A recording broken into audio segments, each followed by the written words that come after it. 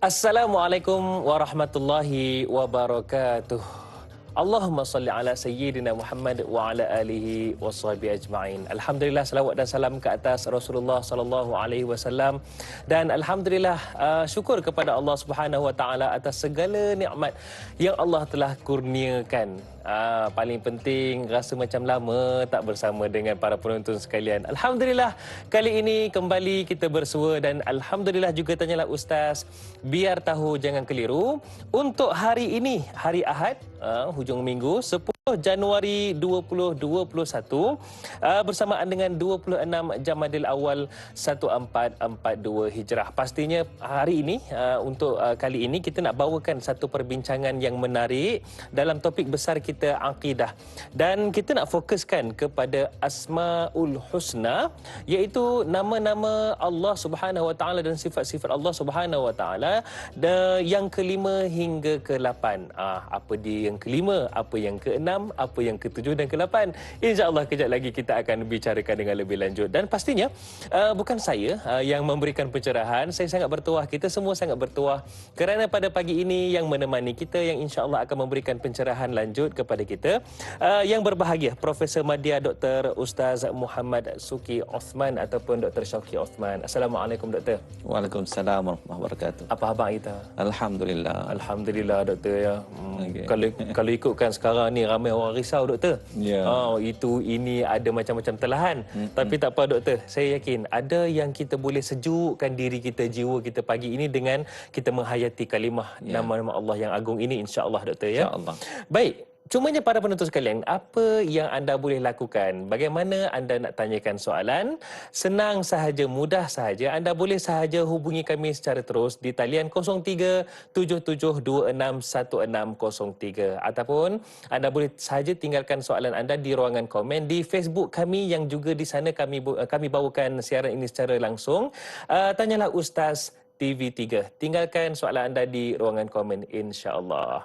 Baiklah, dengan lafaz Bismillahirrahmanirrahim, mungkin Doktor, jika kita nak bincangkan tentang Asmaul Husna ini, kita perlu tahu bagaimana kehebatan sebagai seorang hamba Allah untuk menghayati nama-nama dan juga kalimah nama Allah yang agung ini. Jadi sebagai mukadimah, mungkin ada sesuatu yang Doktor nak kongsikan. Silakan Doktor. Baik, terima kasih. Assalamualaikum warahmatullahi wabarakatuh. A'udzubillahi minasyaitonirrajim. Bismillahirrahmanirrahim. Alhamdulillahi rabbil alamin wal 'aqibatu lil muttaqin wala 'udwana illa 'alal zalimin. Asyhadu an la ilaha illallah wahdahu la syarikalah wa asyhadu anna Muhammadan 'abduhu wa rasuluh wa nusalli wa nusallim 'ala nabiyil amin wa ala alihi wa sahbihi ajma'in. Rabbi syrah li sadri wa yassir li amri wahlul 'uqdatam min lisani yafqahu qawli, amma ba'd. Alhamdulillah, pertama sekali sama-sama kita panjatkan kesyukuran kita kepada Allah. Alhamdulillah, pada pagi yang berbahagia ini kita diberi keselamatan oleh Allah Subhanahu wa taala, kesejahteraan oleh Allah. Kita dapat bangun, dapat celak mata, menghirup udara yang segar, dapat hidup kembali setelah kita dimatikan sebentar. Alhamdulillah. Ketika mana kita berada dalam tidur. Betul. Dan di sini juga menunjukkan kepada keagungan Allah yang menghidupkan kita, yang memberi kepada keselamatan pada kita, kesejahteraan pada kita.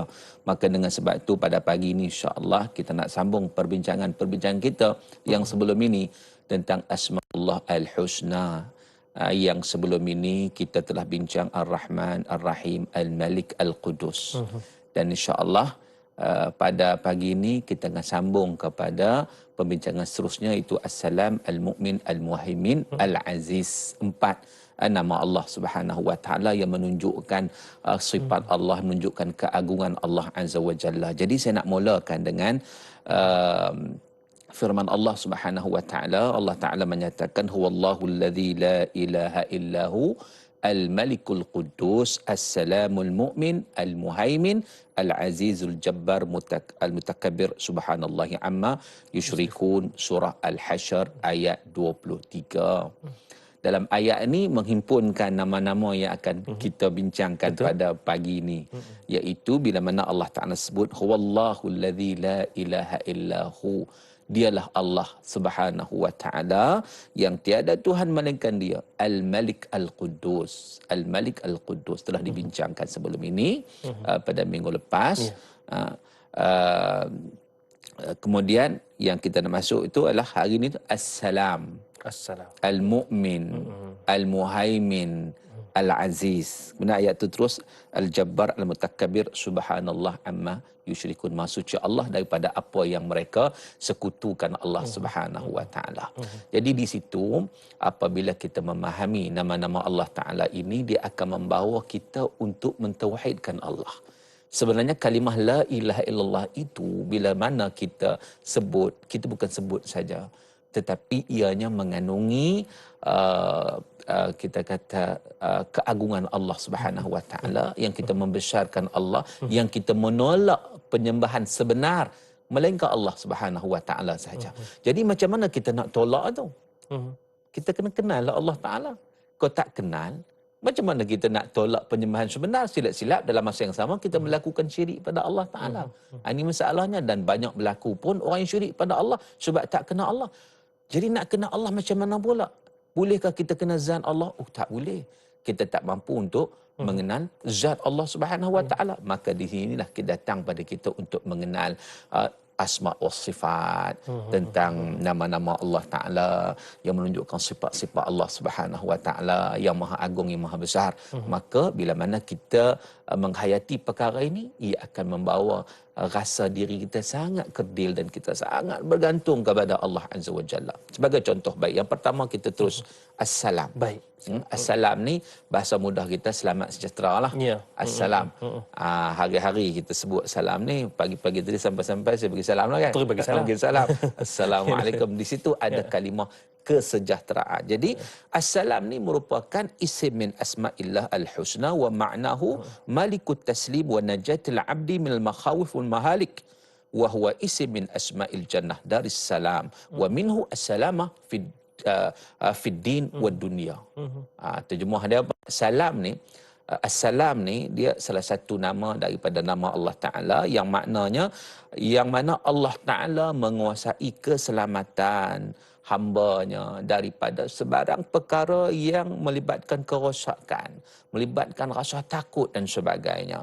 Dan ia juga merupakan nama daripada nama-nama syurga yang disebut sebagai Darussalam, dan daripadanya lah disebut sebagai Assalamah fid din wad dunya, keselamatan yang wujud pada agama kita dan pada dunia kita. Dan kalau kita lihat kepada terjemahan dia, Allah Ta'ala ni maha Assalam ni, iaitu Dzus Salamah. Itu yang pertama. Dzus Salamah ni Allah Ta'ala mempunyai salam ataupun kesejahteraan yang mana disebut zatuhu, zat Allah Ta'ala selamat, sejahtera daripada min kulli aib, daripada sebarang perkara kekurangan aib, perkara cacat celah, dan selamat juga sifat Allah Ta'ala daripada kulli naqsin, daripada segala kekurangan, dan selamat af'al Allah Ta'ala, perbuatan Allah daripada segala minasyar, daripada segala keburukan.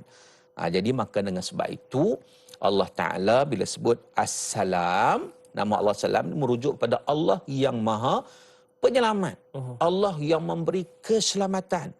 Sebab itu kalau kita lihat Islam tu daripada perkataan selamat juga. Daripada salam. Selamat. Sebab itu aslim taslam. Nabi SAW sebut, kamu masuk Islam, kamu akan selamat. Islam ni agama keselamatan. Sebab itu bila mana hari ni orang cuba mengaitkan Islam sebagai teroris, ini satu benda yang tak betul. Dia lihat ada beberapa orang kebetulan dia tu orang Islam melakukan keganasan, dia pukul rata semua Islam macam tu. Sedangkan kita lihat kalau orang itu buat sesuatu yang bercanggah dengan Islam, itu kan anjuran Islam. Islam daripada perkataan salimah, selamat itu sendiri.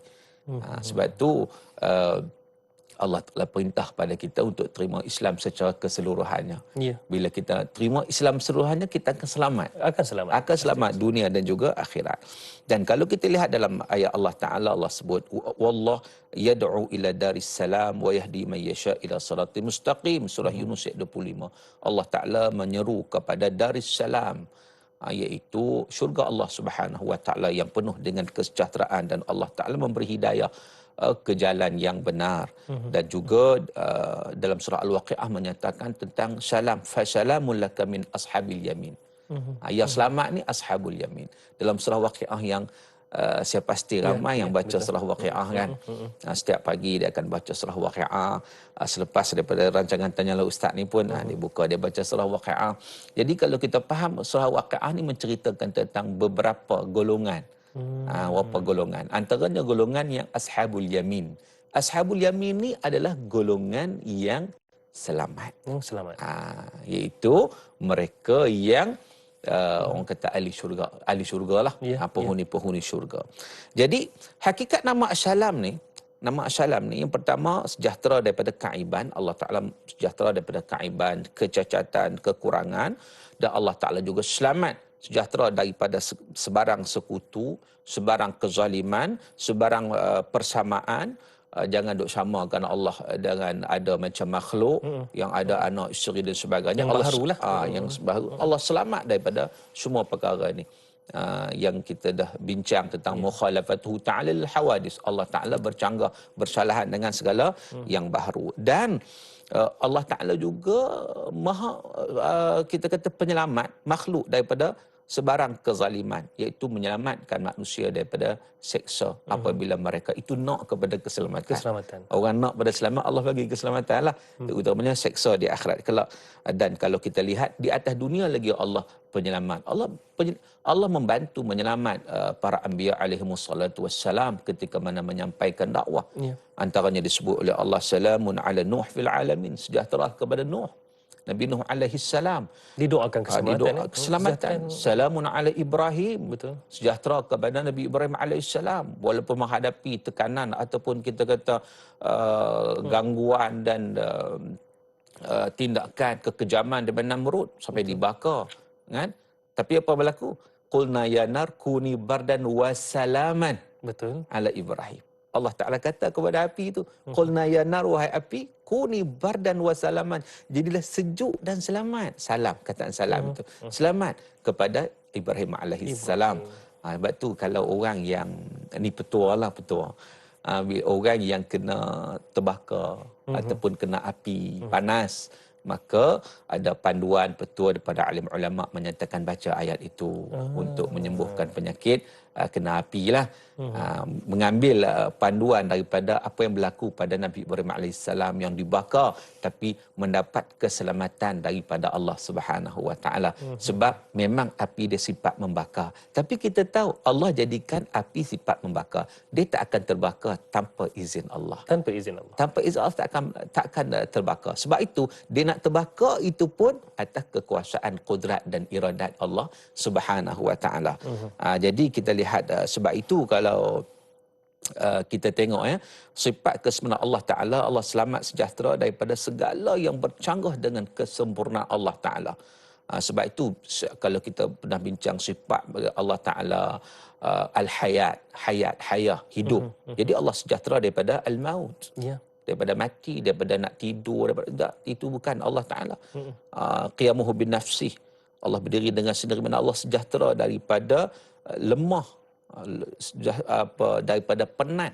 Allah Ta'ala kudrat, Allah Ta'ala berkuasa, makna sejahtera, selamat daripada lemah tadi. Allah Ta'ala ilmu, sifat wajib bagi Allah ilmu, iaitu Allah Ta'ala berilmu, jadi selamat sejahtera daripada nisyan, daripada lupa dan sebagainya. Jadi kalau kita lihat dalam konteks sifat-sifat Allah Subhanahu Wa Taala, maka dengan sebab itu kalau kita tengok Rasulullah SAW dalam hadis sahih riwayat Imam Muslim, kana Rasulullah sallallahu alaihi wasallam idza arada an yansarif min salatihi istaghfara 3 marrat thumma qala Allahumma antas salam wa minkas salam tabarakta ya dzal jalali wal ikram. Yang ini juga yang kita dah baca. Yang mana Nabi sallallahu alaihi wasallam bila selesai salat, kan, selesai solat sekurang-kurangnya pagi tadi solat subuh ni, Ya, kan, betul. Nabi SAW apa? Istaghfar thalatha marrat. Nabi istighfar 3 kali istighfar. Kemudian Nabi baca Allahumma antas salam wa minkas salam tabarakta ya dzal jalali wal ikram. Yang ni yang kita selalu baca, dan itu adalah daripada apa yang dilakukan oleh Nabi SAW yang menunjukkan Allahumma antas salam, ya Allah engkaulah assalam yang kita bincangkan ni. Wa minkas salam, daripada engkaulah datangnya kesejahteraan dan keselamatan. Jadi itulah sebagai satu intro mukadimah kita sebelum kita teruskan lagi insya-Allah pada nama-nama yang lain. Baik doktor, mungkin ada sedikit yang saya nak tanyakan kepada doktor lah sebelum kita raikan para penonton ni juga. Jika kita kaitkan dengan isu semasa, bagaimana keadaan kini, ramai yang tubuhnya sihat doktor, tubuhnya sihat alhamdulillah, tapi dari sudut tekanan emosi, tekanan perasaan, tekanan rasa di jiwa itu sendiri, bagaimana sebenarnya kita nak tahu, adakah meliputi salam nama Allah itu juga, Allah itu menyelamat dan mensejahterakan kita juga sebagai manusia ini dari sudut emosi, jika kita betul-betul yakin dengan Allah dan dekat dengan Allah? Ya. Terima kasih. Allah Ta'ala memberi keselamatan dan kesejahteraan kepada semua perkara. Tetapi dengan syarat kita kenal Allah. Yang duk jadi emosi yang dia melampaui batas. Tertekan melampaui batas sebab dia tak kenal Allah Subhanahu Wa Ta'ala. Kalau dia kenal Allah Subhanahu Wa Ta'ala, di situ dia akan dapat keselamatan dan kesejahteraan. Sebab apa? Sebab walaupun dia dapat musibah, dia tahu bahawa musibah itu sebenarnya memberi kebaikan kepada dia. Allah nak bagi pahala. Allah nak bagi pahala. Orang yang sakit, okey, musibah kan? Ya. Sakit. Sakit ni, kalau dia kita merengek kan, ataupun apa lagi bahasanya? Dia macam-macam lah disebutnya. Nak kata meraung ke apa kan. Jadi kalau sekadar ini tidak sabar dengan ketentuan Allah Ta'ala, maka pertama sakit dia tak sakit. Betul. Dia tak selamat pun kan. Yang keduanya, dia tak dapat pahala. Dia tak dapat pahala. Rugi saja. Ya. Maka makin stres dia akan berlaku pada dia. Tapi kalau orang yang beriman pada Allah, yang betul-betul kenal Allah Ta'ala, dia tahu Allah bagi, tak ada perkara yang Allah bagi melainkan ada hikmah dia. Bahkan orang beriman ni, cantiknya, bila Allah Ta'ala bagi sesuatu ujian dan musibah, Allah akan bagi pahala. Sehingga disebut dalam hadis riwayat Imam Muslim, kalau duri tercucuk di jari kita pun dapat pahala dan juga diampunkan dosa. Apatah lagi musibah yang lebih besar daripada itu. Jadi maknanya emosi dia akan selamat. Betul. Bila dia berfikir dengan cara yang kita kata yang berdasarkan dia mengenal Allah Ta'ala, maka emosi dia selamat. Ya. Jadi walaupun sakit badan, tetapi dalaman dia masih okey. Dan sakit ini sebenarnya akan memberi kesan positif kepada dia. Dia akan mendapat ganjaran di sisi Allah Subhanahu Wa Ta'ala. Maksudnya jika kenal Allah Subhanahu Wa Ta'ala segenap apa sahaja yang berlaku, segenap ruang, ia mendatangkan pahala dan juga redha Allah Subhanahu Wa Ta'ala. Dia kena husnuzan, sangka baik. Macam ni contohnya kalau dia ditimpa sakit sebagainya, dia ingat pahala dia kot lain tak banyak. Betul. Mungkin daripada sumber lain pahala tak banyak, Allah nak bagi pahala dari sudut itu. Sabar dengan sabar dengan musibah. Baik, itu dia. Kita doakan para penonton sekalian, kepada semua rakyat Malaysia, terutamanya bagi mereka yang menghadapi musibah, terutamanya musibah banjir ketika ini. InsyaAllah kita doakan yang terbaik buat mereka. Baiklah, banyak lagi yang kita akan kongsikan dan kita akan rehat seketika dan kembali lagi selepas ini dalam Tanyalah Ustaz, biar tahu. Jangan keliru.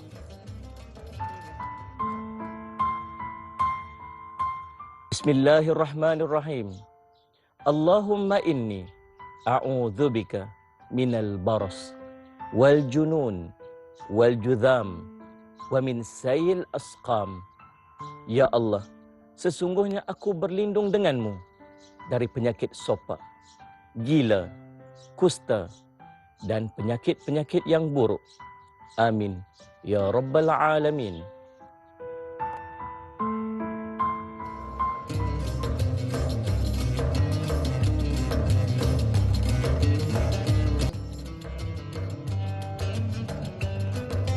Alhamdulillah para penonton sekalian, setiap hari kami bawakan topik yang berbeza. Kita bawakan juga ahli panel yang subhanallah banyak ilmu mereka dan alhamdulillah dikongsikan bersama.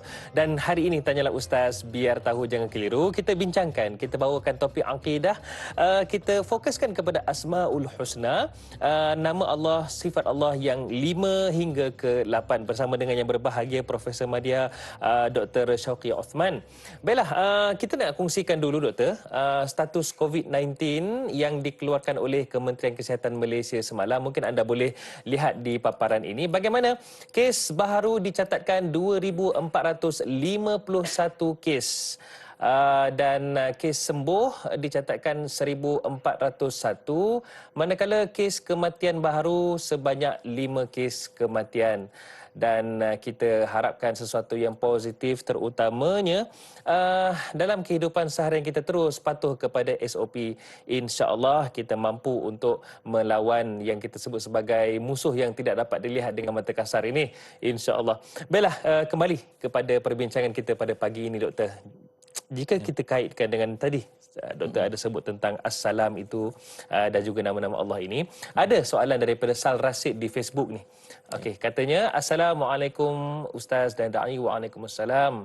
As-Salam bermaksud Maha Pemberi Kesejahteraan atau Keselamatan. Soalan beliau yang pertama, adakah kalimah salam itu cerminan doa? Yang kedua, mengapa Islam sangat menganjurkan untuk menyebarkan salam sesama Islam? Apakah rahsia di sebalik ungkapan ataupun ucapan salam tersebut? Silakan Doktor. Baik, terima kasih kepada persoalan yang dikemukakan. Ya, sememangnya kita sebut sebagai salam itu merupakan kita mohon kepada Allah Subhanahu Wa Taala. Allah Taala yang Maha Pemberi kesejahteraan, maka Allah Taala memberi kesejahteraan kepada kita. Dan sememangnya ia terkandung daripada selamat sejahtera itu, sebab itu dianjurkan kepada kita untuk kita memberi salam. Dan itu cerminan sebenarnya, cerminan keselamatan. Maksudnya kita mendoakan itu. orang lain. Ya, kita mendoakan orang lain kepada keselamatan, dan orang akan mendoakan kita dengan keselamatan juga. Dan di situ secara tak langsung atau secara langsungnya kita akan mengingat bahawa yang bagi keselamatan itu adalah Allah Subhanahu Wa Taala. Kita tak boleh keselamatan orang, kita berdoa aja. Kita berdoa. Sebab itu kalau kita lihat dalam hadis Nabi sallallahu alaihi wasallam, Nabi menyatakan bahawa la tadkhulul jannah hatta tu'minu wa la tu'minu hatta tahabbu aw la adullukum ala syai'in law fa'altumuhu tahabbtum afshus salam bainakum. Dalam hadis ini Nabi sallallahu alaihi wasallam menyatakan kamu tak boleh masuk syurga selagi mana kamu tak beriman. So, prasyarat nak masuk syurga ni kena beriman. Dan kamu wala tu'minu hatta tahabbu, dan kamu tidak dianggap beriman sehinggalah kamu berkasih sayang sesama kamu. Itu peraturan Allah Taala. Supaya keselamatan itu wujud di kalangan manusia, maka ada kasih sayang di antara satu sama lain. Jadi kasih sayang pula prasyarat kepada iman. Iman prasyarat kepada syurga. Jadi Nabi SAW sebut, awala adulukum alai syai'in law fa'altumuhu tahabbtum. Mau tak aku tunjukkan kepada kamu satu perkara yang kalau kamu buat, ia dapat menjalinkan kasih sayang sama kamu. Afshus salam bainakum.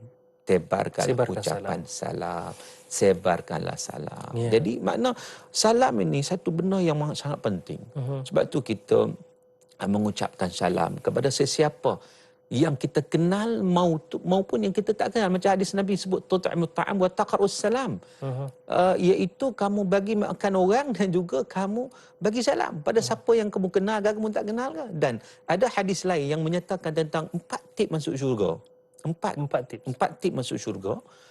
Nabi kata, ya ayuhan nas, wahai manusia. Yang pertama sekali tip masuk syurga adalah Nabi SAW sebut, iaitu raddus salam.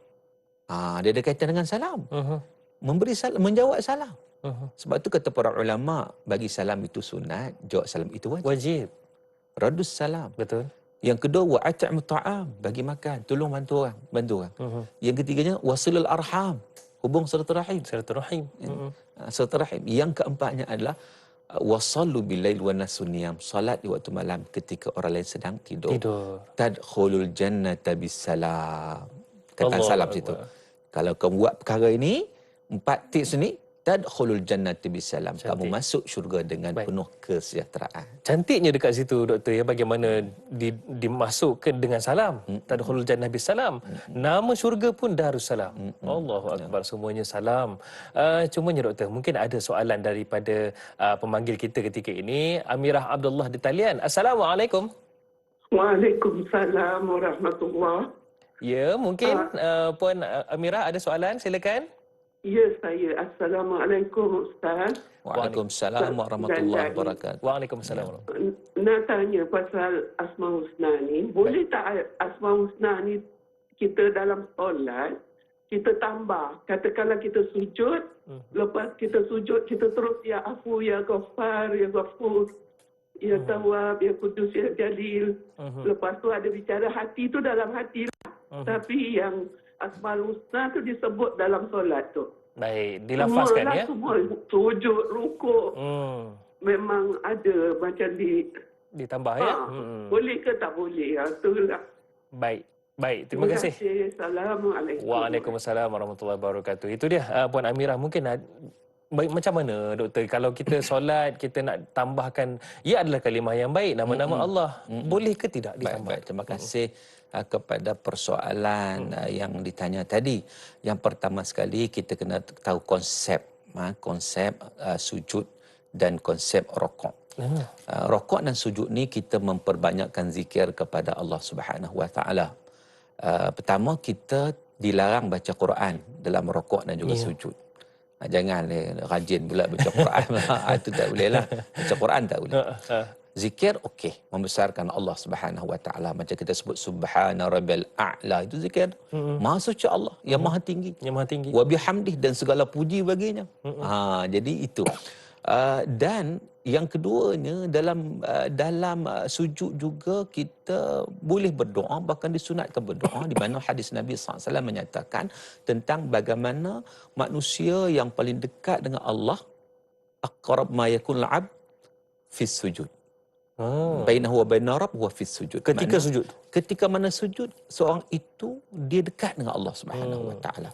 Fa aktsirud du'a, maka perbanyakkan doa di dalam sujud.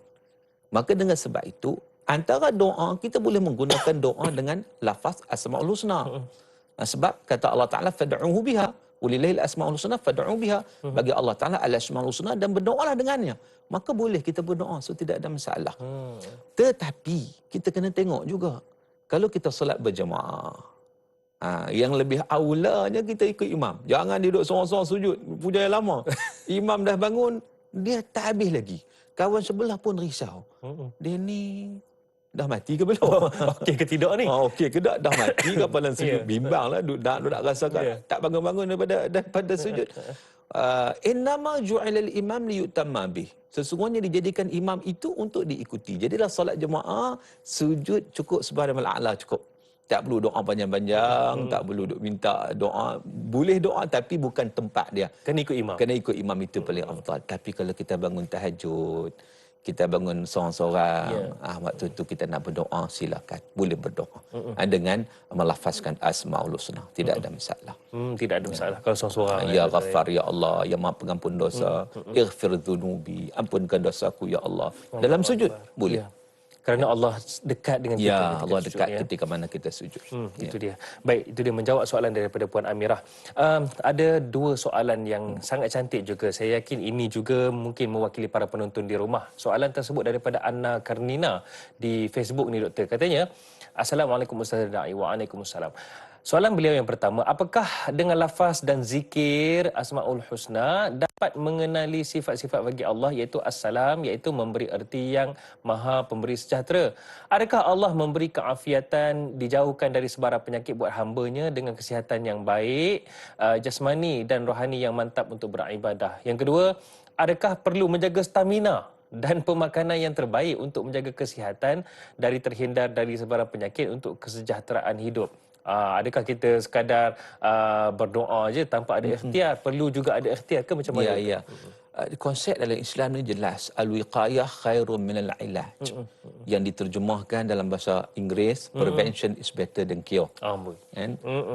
yang dalam Islam dah benar tu jelas. Sebenarnya ada dalam Islam dah. Ya, al-wiqayah itu konsep yang dibawa oleh Rasulullah sallallahu alaihi wasallam. Sallallahu alaihi wasallam. Jadi wiqayah pencegahan itu lebih baik daripada mengubati. Nak ceritanya memanglah kita kena jaga pemakanan kita dan sebagainya. Sebab tu dalam Al-Quran Allah Ta'ala sebut, ya ayuhan nas kulu mimma fil ardi halalan tayyiba, iaitu makanlah di atas muka bumi ni halal dan baik. Untuk apa halal dan baik itu? Untuk keselamatan lah. Untuk keselamatan. Jadi yang pertama sekali, kita bertanggungjawab untuk jaga diri kita. Sebab itu kita dilarang untuk buat kita kata mencederakan diri, untuk diharamkan. Bunuh diri diharamkan. Kan? Sebab apa? Sebab kita milik Allah, bukan kita milik kita. Jadi kita tak boleh nak cabut nyawa kita sendiri, nak terjun bangunan dan sebagainya. Walaupun Allah Ta'ala yang menentukan dia mati atau tidak. Itu ketentuan Allah. Tetapi kita tak boleh buat perkara yang mencederakan. Wala tulqu bi'aidikum ila tahlukah. Jangan mencampakkan diri kamu dalam kebinasaan. Baik, itu yang pertama memang satu kewajipan. Yang keduanya, doa dengan menggunakan salam. Antaranya daripada lafaz salam itulah. Kita mendoakan. Assalamualaikum. Tu betul jawabnya kau lebih sikit. Kalau boleh salam tu sekurang-kurangnya Assalamualaikum, tapi tambah lagi Assalamualaikum warahmatullahi wabarakatuh. Sebab pada perkataan Assalamualaikum warahmatullahi wabarakatuh itu, kalau kita lihat dia ada yang pertama assalamah min kulli naqsin wa syar, iaitu kita memohon keselamatan daripada segala kejahatan yang berlaku, yang boleh berlaku kepada kawan kita. Jadi kita mendoakan kesejahteraan pada dia. Kesejahteraan itu melibatkan dunia dan juga akhirat. Dia ada nilai, itu nilai agama di situ. Iaitu kita juga mendoakan kebaikan di akhirat kepada, bukan sekat di dunia saja, tapi dunia dan akhirat. Itu dia konsep Islam sebenarnya, doktor, ya, mencegah lebih baik daripada merawat itu sendiri. Maksudnya bukanlah sekadar kita melafazkan, tapi kena ada tindakan kita juga. Pagi ni jangan lupa, kalau sempat kejap lagi lepas Tanyalah Ustaz, lari sikit. InsyaAllah. Baiklah doktor, ada pemanggil di talian ketika ini, Encik Ilyas Abu Bakar. Assalamualaikum. Waalaikumsalam, Dai dan juga Dr. Masuki. Ya, apa khabar orang Pulau Pinang? Alhamdulillah, sihat. Ya, sihat ya. Okey, Encik Ilyas. Saya begini, silakan. mengenai dengan as-salam. Allah yang memberi kesejahteraan. Jadi di sini perlukah kita memohon perlindungan setelah Allah memberi kita menyebarkan salam? Kita perlukah memohon perlindungan seperti contoh auzubillahi minasyaitonirrajim dan doa-doa yang lain seperti bismillahirrahmanirrahim fil ardi untuk memohon perlindungan. Setelah diberi kesejahteraan, perlukah mohon doa perlindungan? Pertama. Kedua, salam tu mudah diungkapkan. Nabi menyarankan kepada kita sebab menyebarkan salam kerana fadilatnya besar. Dan nampaknya kita ni payah di mulut untuk menyebarkan salam, lebih menggunakan istilah barat, morning, hello, hi. Hello, ya. Paling susah nampaknya. Ungkapan tu mudah, salam. Tapi kelebihan tu pada gambar Rasulullah kita kaitkan juga. Rasulullah ni tidak membenarkan siapa mendahului dia memberi salam. Tapi kita ni menunggu-nunggu orang memberi salam. Itu saja. Minta pencerahan daripada doktor. Baik. Terima kasih. Assalamualaikum. Waalaikumsalam warahmatullahi wabarakatuh. Dua soalan daripada Encik Ilyas. Yang pertama, perlukah kita mohon perlindungan lagi daripada Allah? Sedangkan orang doakan keselamatan kita ni, doktor. Orang duk bagi salam, ya. Siap kirim salam lagi. Kemudian yang kedua, salam itu mudah diucap. Tapi masalahnya ramai lagi susah bagi salam. Tambah-tambah kalau tertekan ni, jangan duk sebut apa-apa. Salam tak boleh. Silakan doktor. Baik, terima kasih kepada persoalan yang dikemukakan. Yang pertama sekali, memang kita dianjurkan. Kita bagi salam itu kita mendoakan kita sesama kita. Kita mendoakan dengan kawan kita. Kita tengok saudara kita doa pada dia. Lepas tu dengan ucapan salam. Kalau kita lihat pada zaman dulu, Parsi contohnya, mereka juga ada salam mereka. Mereka ada salam mereka. Mereka salam mereka macam mana? Dia kata, ta'ish alf-sanah. Ta'ish alf-sanah. Kamu hidup 1000 tahun. Itu cara salam mereka. Yang pertama, salam dia tak praktikal. Tak realiti. Nak hidup 1000 tahun macam mana? Manusia mana hidup 1000 tahun? Takkan. Yang kedua, dia hanya melibatkan hidup di atas dunia saja. Maka dengan sebab tu lafaz salam ni bila disebut assalamualaikum warahmatullahi wabarakatuh tadi, dia yang pertama dia salam selamat dalam Islam. Jadi kita mengucapkan selamat dalam Islam dia. Dalam agama. Yang kedua selamat minasyar, kita sebut tadi selamat daripada segala kejahatan. Yang ketiganya al-husul khair kulluh. Kita mengharapkan dia mendapat kebaikan itu secara berterusan. Sebab tu kata wabarakatuh tu. Betul. Wabarakatuh tu barakah. Barakah ini orang boleh bagi berkat lah kan. Berkat. Barakah itu dia maksud dia sebenar az-ziyadatu fil khair. Bertambah-tambah kebaikan. Jadi di situ banyak doa kita. Doa supaya dia selamat dalam Islam, doa supaya dia bebas atau selamat daripada segala kejahatan. Kita doa moga dia mudawamah berterusan dalam keadaan mendapat keselamatan tersebut. Itu doa kita pada kawan kita. Bahkan meliputi dunia dan akhirat, Doktor. Di dunia akhirat, dua-dua sekali. Berbeza tadi Al-Fazanah tadi kan. Jadi itu ucapan doa kita pada sahabat. Sahabat doa pada bila kita. Okey, sebab itu orang yang lebih baik ialah orang yang bagi salam. Jawab salam kok mana pun dia kena jawab. Tapi yang bagi salam tu orang yang mola. Sebab tu yang Cik Ilyas sebut tadi, betul tadi. Nabi SAW kalau boleh jumpa sahabat, Nabi dulu nak bagi salam. Kita, konon kita hebatlah. Orang kena bagi salam kat kita. Kita cik. Maknanya itu ada sikit perasaan yang tak betul sebagai seorang hamba Allah Ta'ala. Jadi salam ini kita mendoakan sahabat kita.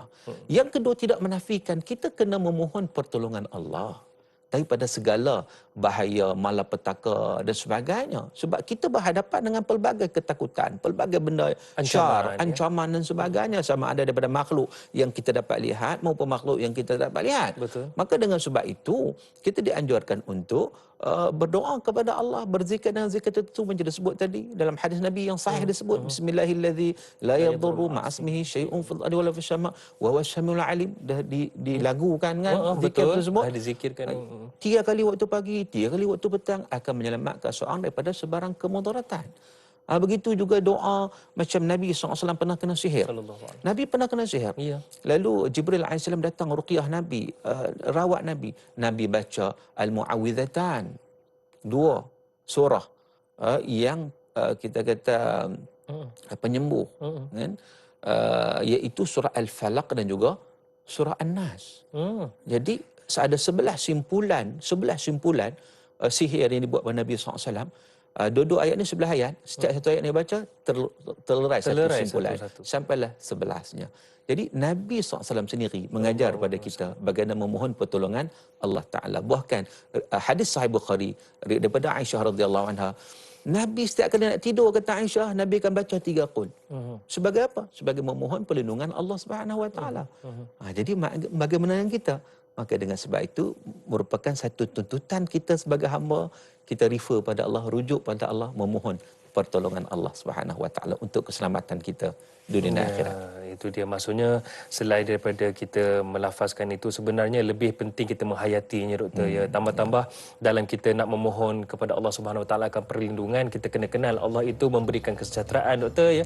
Insya-Allah. Baiklah, selepas ini mungkin Doktor nama-nama Allah dan juga sifat Allah yang lain pula kita akan sentuh. Dan para penonton sekalian, jangan ke mana-mana. Pastinya selepas ini akan ada yang lebih menarik. Terus setia dalam Tanyalah Ustaz. Biar tahu, jangan keliru. Kembali selepas ini.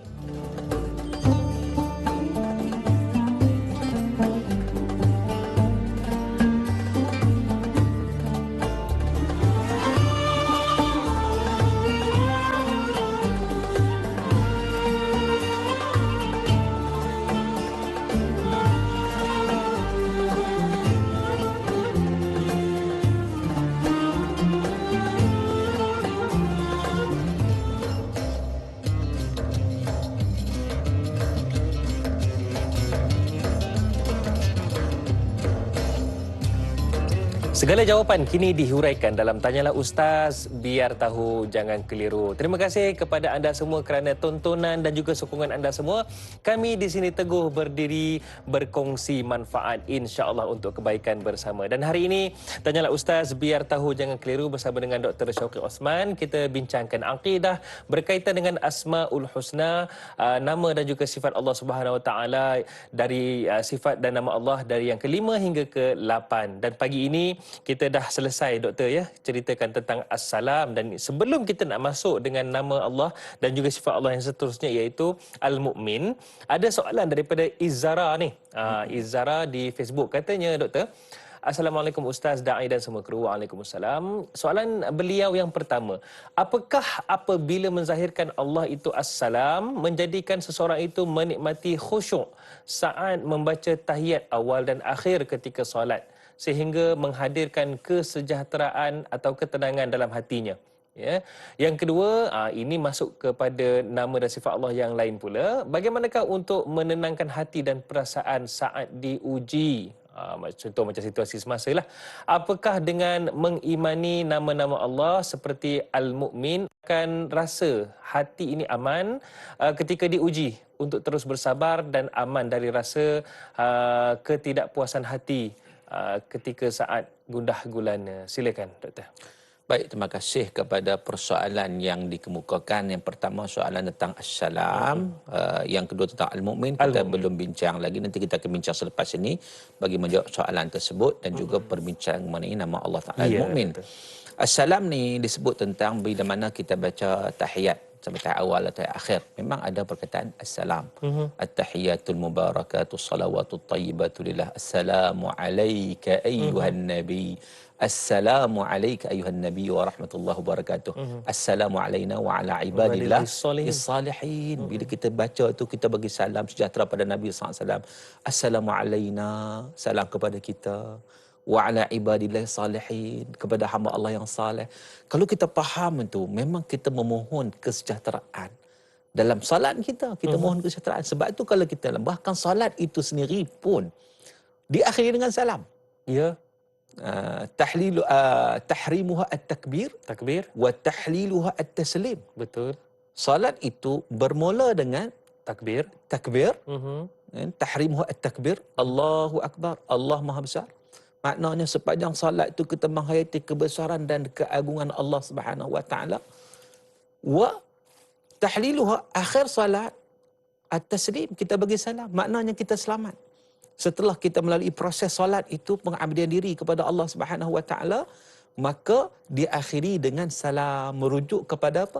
Keselamatan yang kita peroleh dalam solat tersebut. Dan itu juga yang kita nak. Sebab tu solat ni, dia bukan sekadar kita lihat solat semata-mata solat. Kita nak apply solat itu di luar. Dalam kehidupan kita keseluruhannya, kesejahteraan yang kita sebut, doa yang kita minta pada Allah Ta'ala. Jadi Allah Ta'ala yang maha besar, besar Allah Ta'ala dalam solat saja ke? Di luar, adakah harta lebih besar, pangkat lebih besar, kedudukan lebih besar, makhluk lebih besar? Nampak tak di situ sebenarnya? Sebab tu kalau penghayatan sungguh-sungguh kepada solat dengan cantik yang Allah Ta'ala sebut, qad aflahal mu'minun alladzina hum fi salatihim khashi'un. Orang yang khusyuk ini, dia boleh hayati betul-betul, maka dia adalah orang yang qad aflahal mu'min, orang yang berjaya. Beriman. Itu dia. Qad aflaha. Berjaya lah. Baik. Okey doktor, sebelum kita nak sambung kepada soalan Izara berkaitan dengan Al-Mu'min ni, ada pemanggil di talian, Haji Omar Abdul Majid. Assalamualaikum. Waalaikumsalam warahmatullahi wabarakatuh. Ya. Saya Hadari dan juga Dr. Muhammad Suki Osman. Ya, saya Omar Abdullah tadi. Jadi soalan saya begini. Silakan. Doktor, apa khabar Da'i dan doktor pagi ni? Alhamdulillah khair. Haji Omar sihat ke? Ya. Haji sihat ke? Alhamdulillah. Lama tak bersiaran dengan ni Da'i Hadari ni. Itulah rindu rasanya. Silakan. Tak ingatkan dah tak bertugas dah. Silakan. Soalan saya begini doktor ya. Doktor, kadang-kadang kita ni ialah kita dah tahu dah. Salam, nama-nama Al-Husna ini, nama-nama Allah ini. Tapi ada segelintir dalam masyarakat kita ni. Contoh, bukan contoh, buat contoh je, bukan nak kata siapa. Doktor, contohlah. Kadang-kadang ni anak-anak muda ni dia kata, ialah biasalah dia anak muda lagi kan. Bagi salam pada mungkin awet-awet dia ke. Assalamualaikum, tak jawab berdosa. Jadi dia bersenda-sendakan, seolah-olah macam dia bersenda-sendakan assalam. Sedangkan ini kalimah suci. Dan kadang-kadang ditulis pula dalam WhatsApp, Askom. Untuk apa ni macam benda-benda macam ni? Seolah-olah macam kita bersenda-sendakan. Tulislah elok salam ke macam mana ke kat ni doktor. Jadi Soalan saya, apakah perkara ini boleh kita buat perkara macam ini ke? Kita bersenda-sendakan, kita permain-mainkan kalimah yang baik, yang suci macam ini. Nama-nama Allah macam ini dipersenda-sendakan ini. Apakah kita ni berdosa ke macam mana ke? Itu soalan saya, Dr. Danai. Terima kasih banyak Dr. Danai. Tolong doakan kami yang banjir InsyaAllah, ini, insyaAllah. banjir kami ini InsyaAllah, bukan main amin. hebat pada tahun ini, Dr. Danai. Betul. Buat macam mana ini ada satu ujian, apa ni, COVID mula habis lagi. InsyaAllah. Kita doakan banjir bersama, pula insyaAllah. datang yang besar. Terima kasih banyak. Assalamualaikum. Waalaikumsalam warahmatullahi wabarakatuh. Itu dia. Haji Omar bertanyakan soalan bukan pengalaman beliau, doktor. Ini pengalaman orang lain. Bagi salam dekat awek katanya. Kemudian katanya tak jawab, berdosa. Seolah-olah macam mempersendakan. Bagaimana doktor? Adakah kita boleh dengan niat lain sedangkan ia adalah niat yang mulia memberi mendoakan kesejahteraan? Silakan doktor. Baik, terima kasih kepada Syekh Amalul Majid atas persoalan yang dikemukakan, dan kita mendoakan juga sahabat-sahabat yang diuji musibah banjir ya. Di samping COVID ni banjir pula. Moga-moga itu semua menjadi asbab untuk kita dinaikkan lagi kedudukan kita di sisi Allah Subhanahu Wa Taala, insya-Allah. Dan mudah-mudahan musibah itu segera dapat diselamatkan, insya-Allah. Kita mendoakan keselamatan juga. Insya-Allah, amin. Jadi soal salam tadi, bagi salam kan tak jawab dosa kan. Salam ni dia ada nilai dia. Sebab tu kadang-kadang bukan sekadar itu, dalam masyarakat kita kalau kita lihat salam ni jadi adat. Dia bukan ibadat. Adat ni rutin, bagi salam tu just bagi salam. Macam adat kita dalam masyarakat kita sebut insya-Allah. Insya-Allah tak ada nilai. Dia insya-Allah tu kita nak buat sesuatu, contohnya nak buat sesuatu kan kita nak buat. Insya-Allah kita gantungkan dengan Allah, maknanya kalau dikenakan oleh Allah, makna kalau Allah izinkan. Aku tak boleh buat tanpa izin Allah, walaupun usaha macam mana pun. Tapi kita nak buat sesuatu itu. Tapi kita, masyarakat kita, insya-Allah tu belum confirm lagi. belum pasti lagi. Jadi seolah macam dia ringan sangat. Macam tu bagi salam. Kita bagi salam tu adakah daripada hati kita. Sebab itu syarat ibadat nak diterima oleh Allah Ta'ala ada dua benda. Kau dikira ibadat lah. Macam tadi nak ibadat apa tadi tu. Tak kena mengena kan. Jadi ibadat, kalau salam, ucapan salam dijadikan ibadat, dia dua perkara. Yang pertamanya dia adalah tepat. Ucapan tu kena tepat. Kena betul. Assalamualaikum warahmatullahi wabarakatuh. Jangan Assalamualaikum. Assalamualaikum, Haikum muncul kan. Cuma kalau Cik Umar sebut tadi dalam WhatsApp ditulis ringkas-ringkas, itu short form tak apa lagi. Sebab yang penting lafaznya betul. Sebab short form ni kita short form saja tapi baca tu betul. Macam juga sallallahu alaihi wasallam orang short form SAW je. Tapi tak ada orang baca Rasulullah SAW. Kan? Ataupun Rasulullah SAW pula. Ataupun Allah SWT. Orang tak baca begitu. Allah Subhanahu Wa Taala. Short form tak apa. Cuma sebutan tu kena betul. Kena betul. Jadi jangan salah sebut. Assalamualaikum. Sam ni racun, dia tak ada sejahtera dah. Pernah orang Yahudi bertemu dengan Nabi SAW, mereka nak doa keburukan pada Nabi. Mereka kata apa? Assalamualaikum. Dia tak kata assalam. Dia kata assalamualaikum. Nabi jawab apa? Waalaikum. Bahkan atas kamu. Sebab assalamualaikum tu masuk racun, mati, keburukan atas kamu. Doakan keburukan. Doa keburukan pada Nabi SAW. Cuma adab Nabi, subhanallah. Nah, kalau kita orang doa macam tu, kena lah kan. Sebelum jawab belasah dulu. Jawab belasah dulu kan. Nabi jawab waalaikum. Kadar itu Nabi jawab. Bahkan ke atas kamu. Gitu aja. Jadi sebut kena betul. Macam kita sebut dalam solat. Dalam solat, Assalamualaikum warahmatullahi. Cantik. Bila dekat luar solat, Assalamualaikum. Assalamualaikum. Dalam solat sebut dah cantik lah. Ada tak orang dalam solat Assalamualaikum? Ada tak? Tak ada. Jadi luar solat jadi macam tu. Sebab dia tak bawa solat itu keluar. Itu masalahnya. Jadi maknanya macam mana nak dapat kesejahteraan? Tak ada. Sebab apa? Sebab tak kena. Pertama. Yang kedua, keikhlasan. Salam ni datang daripada hati kita. Kita bagi salam tu dengan niat mendoakan tulus kebaikan. Dari hati. Tulus dari hati. Dengan niat yang baik. Kan? Jadi itulah syarat, insya-Allah, sesuatu itu diterima di sisi Allah Subhanahu Wa Taala, insya-Allah. Alhamdulillah. Ada lagi pemanggil, Doktor? Ada lagi. Encik Abdullah Osman dari sahabat kita ni. Assalamualaikum. Waalaikumsalam, Ustaz. Ya, Encik Abdullah sihat? Sihat, insyaAllah. Okey, silakan dengan soalan Encik Abdullah. Ustaz, kalau kita lalu tanah perkuburan dan kita digalakkan juga bagi salam. Jadi cara nak bagi salam tu macam mana? Dan lagi satu, kalau kita masuk ke rumah kosong pun kita kena bagi salam juga. Jadi kita bagi salam dekat yang gaib. Dibolehkan ke? Terima kasih. Ya, sama-sama. Terima kasih Encik Abdullah. Itu dia dua situasi berkaitan dengan assalam, lafaz salam itu sendiri. Iaitu yang pertama di kubur dan juga di rumah. Ada ke beza caranya? Doktor, silakan. Baik, salam ni kita lihat bukan setakat pada orang hidup, tapi orang mati pun kita disunatkan, dituntut untuk bagi salam. Kita lalu kat kubur, kita bagi salam kepada penghuni-penghuni kubur di kalangan orang beriman. Nak mudah orang bagi salam, Assalamualaikum ya ahlal kubur sajalah. Kan? Itu yang paling mudahnya, Assalamualaikum wahai penghuni kubur. Tapi Nabi SAW mengajar kepada kita satu lafaz. Bila bagi salam ni, Assalamualaikum ya ahla diyaril mu'minin wa inna insyaallah bikum lahiqun. Dia ada makna dia. Cuba kita hayati betul-betul ucapan salam ni. Sebab ucapan salam ni kepada orang mati bukan sekadar kepada dia, tapi dia memberi peringatan kepada kita. Assalamualaikum ya ahla diyaril mu'minin. Assalamualaikum sejahtera kepada penghuni rumah orang yang beriman. Sebab dalam kubur tu ada macam-macam kan. Kita doa pada orang beriman, dia akan selamat. Sebab orang tak beriman, dia tak selamat. Sebab orang kita tak tahu dia mati ni dikebumikan di tanah perkuburan Islam. Kita tak tahu, hanya Allah mengetahui dia ni benar-benar beriman atau tidak kan. Jadi kita fokuskan. Nabi sebut, Assalamualaikum ya ahla diyaril mu'minin. Assalamualaikum sejahtera kepada penghuni rumah orang yang beriman. Wa inna insyaallah bikum lahiqun. Dan kami ni insya-Allah akan menyusuli kamu. Menyusuli. Yang ni rasa seram sejuk ni. Ni doa ni. Sebab apa? Sebab bila kita ucap salam tu, kita bagi pada diri kita balik. Kita juga akan masuk di tempat tersebut. Jadi bagaimana persiapan, persediaan kita kalau kita nak dapat salam tadi.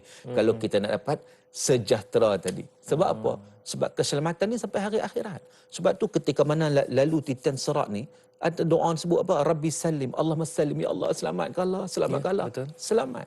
Dan Allah sebut dalam Quran, yauma la yanfa'u malun wala banun illa man atallah biqalbin salim. Pada hari di akhirat kelak, tidak memberi manfaat lagi harta benda nak pinak kecuali mereka yang bertemu Allah dalam keadaan hati yang salim, yang sejahtera, yang selamat, yang beriman kepada Allah Ta'ala, yang kenal Allah, yang menunaikan hak terhadap perintah Allah Subhanahu Wa Ta'ala. Begitu juga kita masuk rumah kosong. Kalau orang mati kita bagi salam, maka ke rumah kosong. Bahkan kita balik rumah tak ada orang, kita bagi salam juga. Assalamualaikum wa ala ibadillahi salihin. Ya, salam untuk kita. Betul. Assalamualaikum wa ala ibadillah as-salihin, dan juga hamba-hamba Allah yang saleh. Yang soleh. Jadi yang mana yang hamba Allah soleh, tak kisahlah makhluk apa, termasuklah. Jadi yang tak soleh tu kena lari cepat-cepatlah. Kena orang kata kena berambus lah bahasa ni kan. Kena halau lah kan. Terutama daripada golongan-golongan kalau rumah tinggal lama ni kan. Dia ada juga penghuni-penghuni dia yang tak diundang tu. Jadi kita mohon doa. Itu juga satu doa. Jadi kita mohon doa walaupun tak ada orang sekalipun. Assalamualaikum kepada kita wa ala ibadillah as-salihin. Itu lafaznya ya. Kepada hamba Allah Taala yang saleh. Tak kira siapalah, sama ada yang nampak ataupun yang tak nampak. Dua-dua seram sejuk. Yang kubur dan juga rumah lama ya. Baiklah doktor, soalan yang kedua daripada Izara berkaitan dengan al-mukmin. Sebelum nak menjawab tu mungkin doktor boleh kongsikan sedikit apakah itu al-mukmin? Baik, mukmin ni biasa kita kalau bahasa kita mudah kita sebut kita ni dalam konteks kita beriman lah. Betul. Dalam konteks kita beriman, itu mukmin lah. Tapi kalau kita beriman, orang kalau kita sebut tentang beriman ni, tak cukup kalau kita beriman kepada kewujudan Allah sahaja. Sebab kalau setakat beriman kepada kewujudan Allah Ta'ala, kalau kita lihat golongan musyrikin pun maka boleh terima kewujudan Allah. Wala in sa'altahum man khalaqas samawati wal ardh la yaquluna Allah. Bila ditanya kepada mereka siapa yang menciptakan langit dan bumi, mereka menyatakan Allah. Mereka menjawab Allah. Maka jawab Allah. So maka tahu. Maka dengan sebab itu kita beriman tu dalam konteks kita nak beriman juga dengan nama-nama Allah kita bincang ni. Tentang rububiyah Allah, uluhiyah Allah Ta'ala, sifat-sifat Allah Ta'ala yang maha hebat. Okey. Baik. kita lihat tu dalam konteks diri kita lah, kita beriman. Sebab dia ada kaitan mukmin ni dengan iman. Kita ni kena beriman kepada Allah Ta'ala. Rukun iman yang 6. So clear. Makna mukmin ni, asal perkataan dia at-tasdiq wa thiqah, iaitu percaya. Itu asal makna dia. Percaya, membenarkan. Sebab itu dalam surah Yusuf ayat 17, wa ma anta bimu'minin lana walau kunna sadiqin. Anak-anak Nabi Yaqub alaihissalam berkata kepada pak dia lah, setelah kisah Nabi Yusuf, maka buang Nabi Yusuf dalam telaga kan. Umar kata wa ma anta bimu'min lana, kamu tak percaya pada kami. Walau kunna sadiqin, kalau kami benar sekalipun kan, walaupun mereka menipu kan. Jadi maknanya perkataan itu merujuk kepada percaya, tasdiq. Dan juga mukmin juga merujuk kepada al-aman, keamanan. Dan Allah Ta'ala bagi keamanan. Alladhi at'amahum min ju' wa amanahum min khawf. Dalam surah apa ni? Surah Quraisy. Surah Quraisy. Li'ila fi Quraisy. Kita lafaz kita selalu sebut dia betul ya. Masya-Allah. Kan li'ila fi Quraisy ila fi murahat asy-syita'i was-sayf falyabudu rabb hadzal bait alladhi at'amahum min ju' wa amanahum min khauf. Allah Ta'ala yang memberi makan kepada mereka daripada kelaparan, wa amanahum min khauf, yang Allah memberi keamanan kepada mereka daripada ketakutan. Jadi maksud dalam konteks Allah Subhanahu wa taala, al-mukmin ni Allah Ta'ala Maha pemberi keamanan melalui janji-janji Allah Ta'ala kepada orang beriman. Allah beri keamanan. Lalu janji Allah pada orang beriman iaitu balasan baik bagi orang yang beramal saleh, orang yang melakukan kebaikan amal saleh, maka dia akan mendapat kebaikan. Allah Ta'ala akan bagi keamanan kepada dia dan dijauhi rasa takut. La khaufu alaihim walhum yahzanun. Tak takut, maka tak sedih. Sebab apa? Sebab Allah Subhanahu wa taala memberi kebaikan kepada mereka dan Allah menjamin bagi keamanan kepada orang beriman daripada mendapat azab Allah Subhanahu wa taala. So nak selamat daripada azab ni adalah kita kena yakin kepada Allah Azza wa Jalla. Dan kalau kita lihat dalam surah Fussilat ayat 30, Allah Ta'ala sebut, innal ladzina qalu rabbuna Allah thumma istaqamu tatanazzalu alaihimul malaikatu alla takhafu wa la tahzanu wa abshiru bil jannati allati kuntum tu'adun.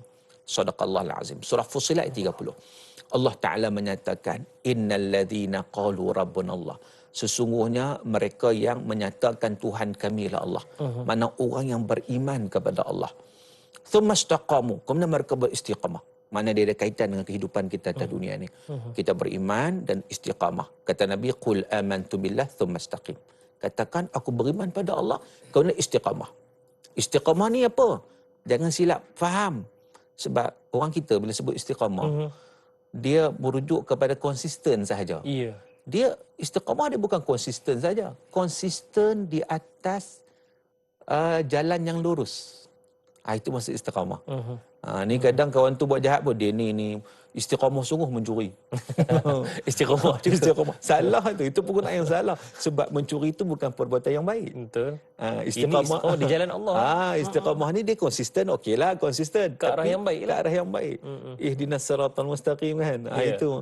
Jadi orang yang beriman dan istiqamah, tatanazzalu alaihimul malaikah, malaikat akan turun kepada mereka, membisikkan kepada mereka, alla takhafu wa la tahzanu, kamu jangan takut, kamu jangan sedih. Baik.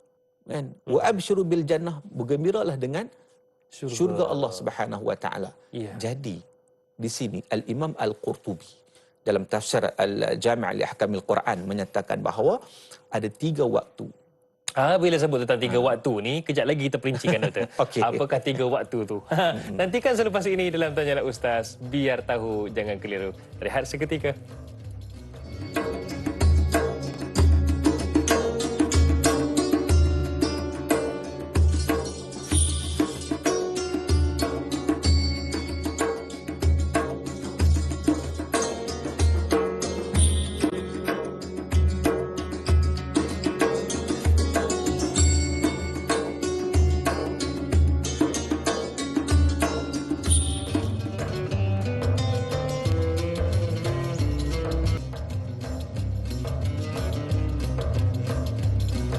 Tak kisah ataupun tidak kira di mana sahaja anda berada, anda kini menonton Tanyalah Ustaz, biar tahu jangan keliru. Kepada yang baru menonton, terima kasih diucapkan.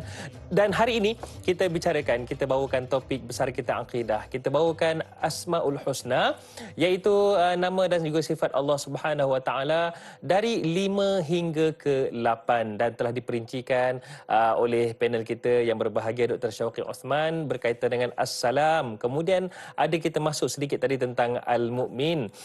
Cumanya doktor, sebelum nak jawab soalan daripada Izzara ni, ada satu soalan yang kita nak bawakan. Ada orang tanya doktor, Asmaul Husna tu, boleh ke, apa maksudnya, dan boleh ke kita nak bagi nama kepada anak? Asmaul Husna, boleh ke? Macam sedap je tu. Baik, Al-Asmaul Husna, maksud dia asma' nama. Asma' itu nama. Dia jamak kepada perkataan isim. Isim. Isim, asma'. Al-Husna tu maksud dia yang baik. Hasan. Hasan, Husna. Al-Asma'ul Husna ataupun isim Hasan. Nama yang baik. Kalau nak buh nama anak, nama yang baik, tak ada masalah. Okey je. Tak masalah. Je, kan? Jangan buh Asma'ullah Al-Husna. Sebab dalam konteks ni kita bincang Asma'ullah. Nama-nama Allah. Kita merujuk kepada Allah. Manusia ada nama. Manusia ada nama. Jadi memang kita diberi nama. Nama Asma'ul Husna. Nama dia nama-nama baik. Okeylah. Tak ada masalah. Nanti besar boleh panggil Asma', Husna pun boleh panggil. Dua-dua boleh. Okey doktor, berbalik ataupun kembali kepada apa yang kita kongsikan tadi berkaitan dengan nama dan juga sifat Allah, iaitu yang ke-6 berkaitan dengan Al-Mu'min. Soalan daripada Izzara tadi, adakah dengan kita menghayati Al-Mu'min itu boleh menyebabkan kita, maksudnya ialah keamanan. Allah itu memberikan keamanan. Adakah kita ini ketika diuji kita akan rasa tenang, ataupun kita menghayatinya kita rasa tidak tertekan dan juga perasaan gundah gulana itu sendiri? Silakan doktor. Baik, terima kasih kepada Pak Ustaz tadi. Sebelum saya nak jawab, saya nak sambung sikit yang tadi 3 nama. Tiga tadi, tak habis tergantung pula kan. Terlupa doktor. Silakan. Itu tentang makna keamanan yang diberikan kepada orang beriman. Kepada orang beriman. Ketika mana disebut dalam ayat Quran surah Fussilat tadi, dan para ulama, contohnya Imam Al-Qurtubi dalam Al-Jami' li Ahkamil Quran menyatakan ada 3 waktu yang kritikal bagi seseorang itu. 3 waktu. Yang malaikat akan datang khusus pada dia, mengamankan dia. Kerana dia keimanan daripada Allah Ta'ala lah. Betul. Jadi yang pertama, waktu ketika dia nazak, ketika dia nak meninggal dunia. Waktu nazak, waktu yang kritikal. Waktu yang sebagaimana macam orang lemas, terkapai-kapai. Dan lautan ni nak capai apa saja. Dalam keadaan sakit. Keadaan macam-macam kan. Datang malaikat akan mengamankan dia. Allah takhafu wa la tahzanu, jangan takut, jangan sedih, kamu ni ahli syurga. Allahu Akbar. Alhamdulillah kan. Begitu. Itu. Yang keduanya ketika di alam barzakh. Satu lagi suasana yang begitu menakutkan dengan soal malaikat dan sebagainya. Kita seorang-seorang. Seorang-seorang kan, tak ada siapa. Yang ketiganya ketika dibangkitkan di padang mahsyar. Begitu juga manusia berada dalam keadaan yang amat ketakutan yang sangat-sangat. Maka diamankan.